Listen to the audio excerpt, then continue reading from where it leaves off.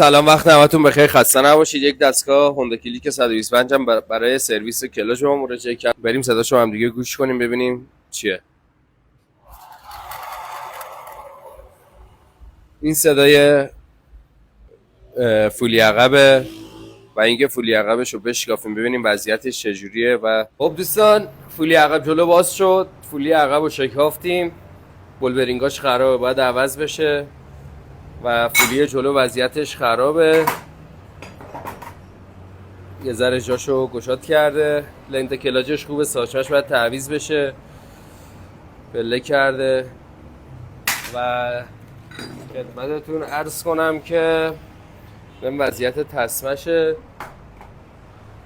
و از همه مهمتر کاسه فولی عقبه که این خاک لنت موقعی که تو کاسه جمع میشه میره زیر لنت، تاپ برمیداره. این باید یه راه حل داره که خاک لنت دیگه داخل این جمع نشه و بریزه بیرون.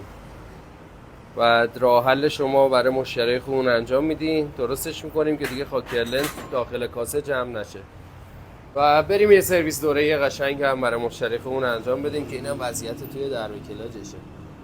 دوستان، چرخ عقب باز و لنت عقب رو عوض کنیم. آبرادیاتش هم بد نبود، حالا دیگه یه دونه آبرادیات اصلی گرفتیم براش عوض کنیم. و اینم از یه سرویس دوره قشنگ. جای پیچاش هم هرزه، جفت جای پیچای براکتش هرزه، باید قلاویز شه، بسته شه. جا پیچای براکت رو قلاویز کردیم، بوش فنری زدیم و اینکه یه دونه پیچ نداشت و یه دونه پیچ هم که داشت سرش خراب شده بود، همون رزوه رو خراب کرده بود و دو تا پیچ نو خشکی گرفتیم براش رو ببندیم رو موتور.